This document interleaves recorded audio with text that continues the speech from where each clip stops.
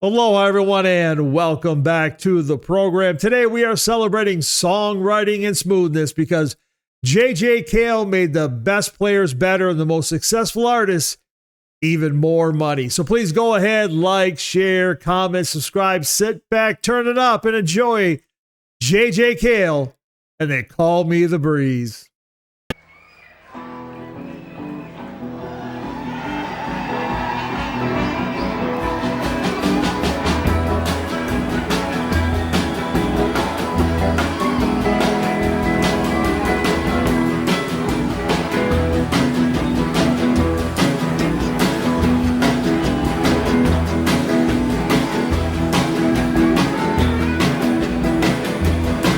They cream my babe.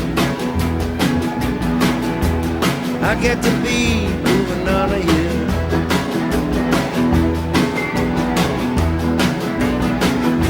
I get they cream my babe. I get to be moving on a year.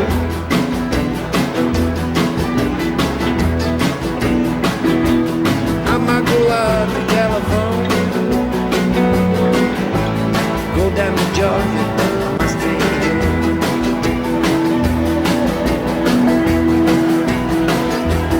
Well, they call me the breeze. I keep rolling down.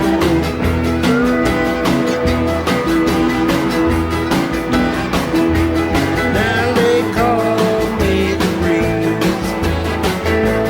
I keep rolling down the road.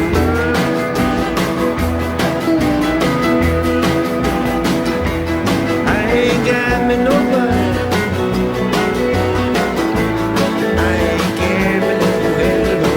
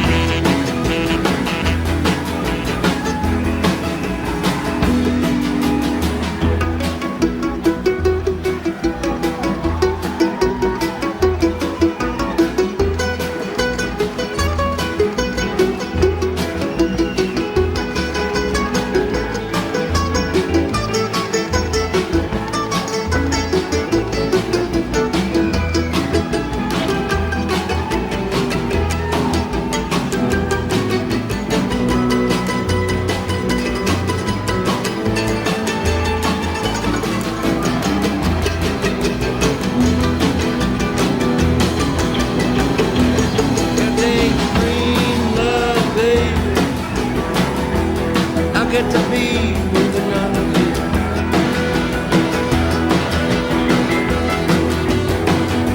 I got the green light, baby. I get to be with another you.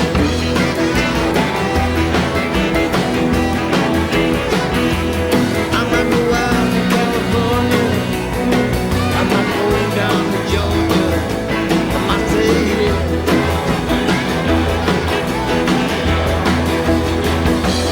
Well, they call me the breeze. I keep rolling down the road.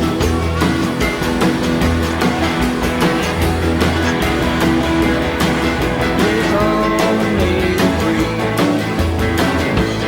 I keep rolling down the road.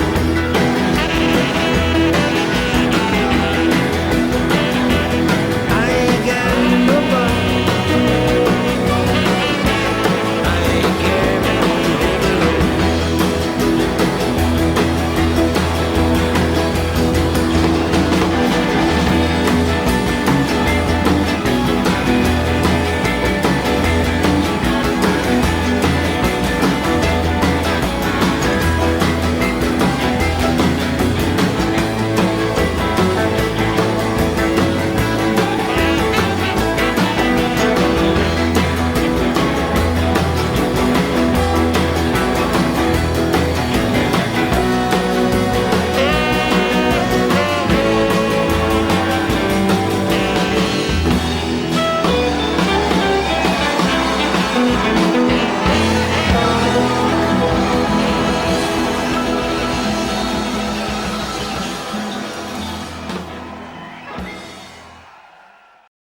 John Weldon. J.J. Cale was born December 5th, 1938 in Oklahoma City, Oklahoma. He was raised in Tulsa. And in high school, he learned to play the guitar and began studying sound engineering. In fact, he even built a small home recording studio while still living with his parents. After graduation, he was drafted into the military, serving in the Air Force, where he underwent technical training, including electronics that he really put to good use throughout his musical career. And though his music often had this casual sort of laid-back feeling, J.J. Cale loved really just messing around in the studio, using all manner of sounds and equipment, even when most of his fans were really unaware of what he was doing. In fact, he used synthesizers in the early 70s, I think before most folks even knew what they were. And of course, in his mid-20s, J.J. Cale moved to L.A., of course, and he got a job as a studio engineer, and he played weekends and nights at clubs and bars and the like. And then J.J. got his first taste of success, I guess, when singer Mike McDaniel scored a regional hit with his song Lazy Me. That was in 1964. J.J. then got a regular gig playing at The Whiskey in 65. And then in 1966, J.J. Cale recorded the song After Midnight as a demo for Liberty Records. Now, of course, he would go on to cash several checks based on that song, but that was still a few years off. At this point, he was not earning enough money as an engineer, so he sold his guitar and then moved back to Tulsa.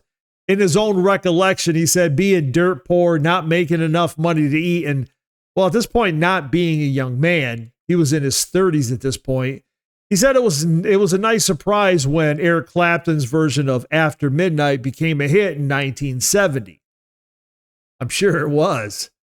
Seizing on that moment, Cale recorded his debut album, Naturally, in 1971. That album, of course, included After Midnight, but also Call Me the Breeze, and his biggest solo hit off that album, Crazy Mama, which reached number 22 on the Billboard Hot 100.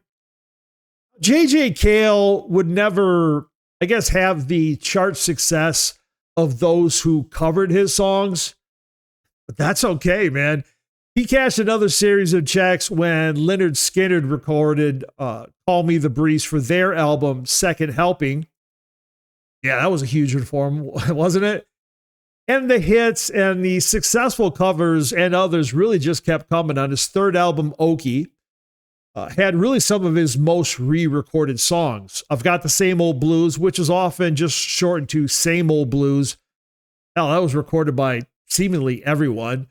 Cajun Moon was another popular remake. And Any Way the Wind Blows, that was even re-recorded by Cale himself for his 2006 album with Eric Clapton, The Road to Escondido. Cocaine, another big one, obviously, came from his fourth album, Troubadour, in 1976. And, I don't think Fame and J.J. Cale were ever really meant to coexist. Or maybe he just valued his independence far too much. After all, he did say no to an offer to play on American Bandstand years earlier because, well, one, they wouldn't allow him to bring his band.